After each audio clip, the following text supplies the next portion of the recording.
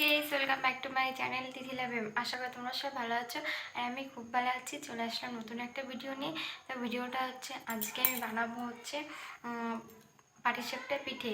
তো মানে কোনোদিন এখনও পিঠে বানাইনি, তো লাইফে ফার্স্ট টাইম মানে পিঠেটা বানাবো। তো ভাবলাম চলো তোমাদের সঙ্গে শেয়ার করি। তো প্লিজ তোমরা ভিডিওটা দেখতে থাকো, কেউ স্কিপ করো না। চলো। তো প্রথমে পাটিসাপটাটা পিঠা বানাবো। তো এখন আমি ব্যাটারটা গুলিয়ে নেব। তো প্রথমে দিচ্ছি হচ্ছে দুধ। তো পাটিসাপটা পিঠাতে তো প্রথম লাগে হচ্ছে দুধ, তো আমি দুধ দিচ্ছি। তো এখন দেব হচ্ছে এর মধ্যে চিনি।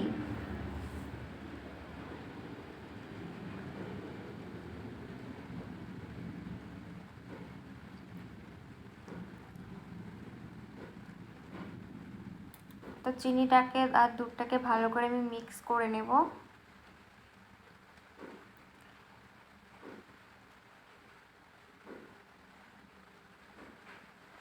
আর দুধ হচ্ছে আমি গরম গরম করে একটু ঠান্ডা করে তারপরে দিয়েছি, কারণ গরম বেশি দিলে পরে তো সে গুঁড়োগুলো দলা পাকিয়ে যাবে, এই জন্য আমি গরম একটু হালকা করে ঠান্ডা করে তারপরে আমি দিয়েছি।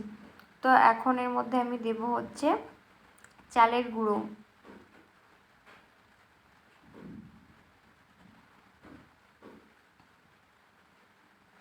এবার দুধ আর চালের গুঁড়োটাকে ভালো করে মিক্স করব। তো আমি দেখতে পাচ্ছ ভালো করে চালের গুঁড়ো দুধটাকে মিশিয়ে নিয়েছি।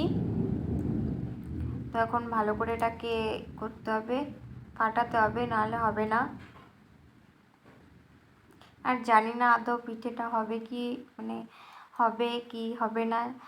ফার্স্ট টাইম বানাচ্ছি, আজ কোনোদিন বানাইনি। তো এখন আমি যে পাটিসাপটা যে পুরটা বানাবো, তো এই নারকেলের যে পুরটা সেটা এখন আমি বানিয়ে নেব। তো নারকেল আর এর মধ্যে দিয়েছি চিনি। এখন পুরটাকে আমি বানিয়ে নেব। তো এইটা হচ্ছে একটু এখনও মানে যেই চিনি, যে নারকেলের যে রসটা এখনও সেটা টানেনি। তো আমি এটাকে ভালো করে একটু টানিয়ে নেব।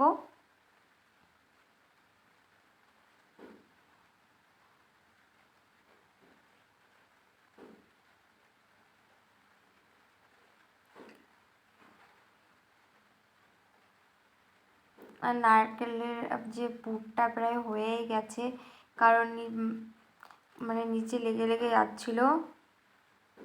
আর কারণ আমি এক হাত দিয়ে মোবাইলটা ধরেছিলাম আর এক হাত দিয়ে করছিলাম, মানে নাড়তে প্রচণ্ড অসুবিধা হচ্ছিল। তো দেখো এখন হয়ে গেছে, একটু লাল লাল হয়ে গেছে আর নিচে লেগেও যাচ্ছিল। তো এখন আমি ওইটাকে নামিয়ে নেব। তো চলো নামিয়ে নিয়েছি, আর এখন এটা একটু ঠান্ডা করব। আর তো এখন আমি হচ্ছে বানাবো, তো পাটিসাপটাটা এখন বানিয়ে ফেলবো। তো এই যে দেখতে পাচ্ছ লোহার তাওয়া বসিয়েছি। তো আমি এই তাওয়াটি মানে করব। আর তাওয়া এখন গরম হয়ে গেছে। এখন ওর মধ্যে দেবো হচ্ছে তেল। এটা হচ্ছে সাদা তেল, কারণ আমার কাছে কোনো ব্রাশ কিছু ছিল না। আর এইটা মাকে আমি দেখতাম যে কলার যে পাতা, যে কী বলে ওটাকে, কলার ডাগো কী একটা বলে, কলার ডাগোই হতে হবে। তো ওইটা দিয়ে তেল দিয়ে ভালো করে মাখিয়ে দিত। তো আমার কাছে এখন এইটা নেই, এই জন্য আমি খুন্তি দিয়ে করেছি। আর এই যে দেখতে পাচ্ছ ব্যাটারটা হয়ে গেছে। তো আমি এখন ওটাকে দেব।